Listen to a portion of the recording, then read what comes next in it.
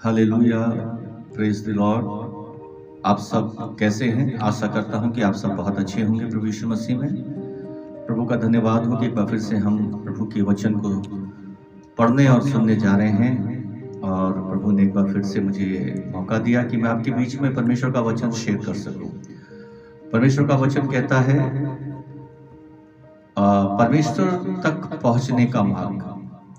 ये मिलेगा आपको यूहन्ना किताब उसका 14 अध्याय उसका 6 वचन में, जिसमें कि यीशु मसीह कह रहे हैं, यीशु ने उससे कहा, मार्ग और सत्य और जीवन में ही हूं, बिना मेरे द्वारा कोई पिता के पास नहीं पहुंच सकता। प्रभु यीशु मसीह यहाँ पर बताना चाह रहे हैं कि प्रभु यीशु मसीह एक ऐसे द्वार है जिस द्वार से हम होकर अगर जाएंगे तो हम पिता तक पहुंच पाएंगे, और जो पिता के पास पहुंच जाएगा यानी वो एक स्वर्ग को दर्शाता है। आज बहुत से लोग जो हैं इस संसार में लोग कहते हैं कि हमें स्वर्ग जाने का रास्ता मिल गया है और अब हमें स्वर्ग जाने से कोई रोक नहीं सकता।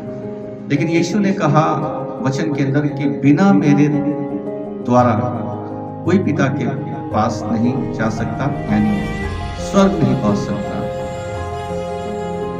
क्या आज आप इस बात से सहमत करते हैं कि बिना प्रभु यीशु मसीह के हम पिता के पास नहीं जा सकते? अगर हमें स्वर्ग जाना है, पिता के पास जाना है, तो प्रभु यीशु मसीह की बात को मानना होगा। और बहुत से लोग इस संसार में ऐसे हैं कि वो वचन को पूरा नहीं करते, वचन को नहीं मानते, विश्वास नहीं करते और स्वर्ग जाने की बात करते हैं। यीशु मसीह ने बहुत से वचन कहे,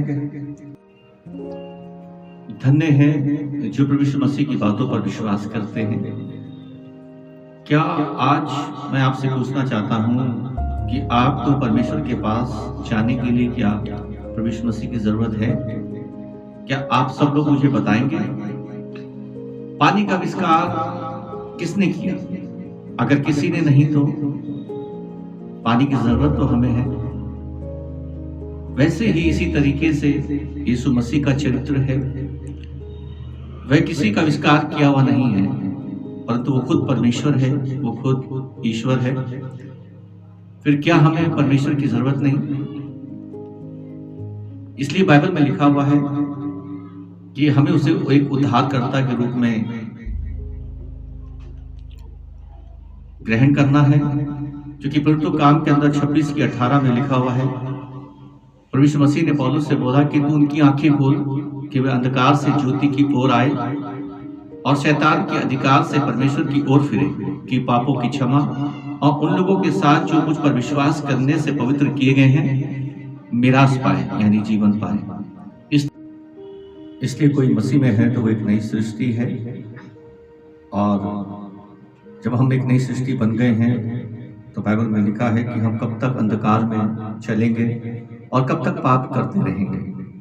क्योंकि वचन में लिखा हुआ है, यूहन्ना 21:10-12 में लिखा हुआ है कि वह जगत में था और जगत उसके द्वारा उत्पन्न भी हुआ और जगत ने उसे नहीं पहचाना। इसलिए अगर आज हम प्रभु यीशु मसीह को नहीं पहचानते और उसके पीछे नहीं चलते, उस पर विश्वास नहीं करते, तो आज भी हम अंधकार में हैं और पाप में हैं। तो मेरे जीजो, मेरी आपसे यही रिक्वेस्ट है कि आज जब आप परमेश्वर मसीह का वचन सुन रहे हैं तो उस पर विश्वास करें और वचन पढ़ें और प्रार्थना करें। देखिए, आप भी अंधकार से और पाप से छूटकर परमेश्वर मसीह की रोशनी में आएंगे और परमेश्वर के पास जो एक स्वर्ग को दर्शाता है, आप वहाँ पर उसमें शामिल होंगे।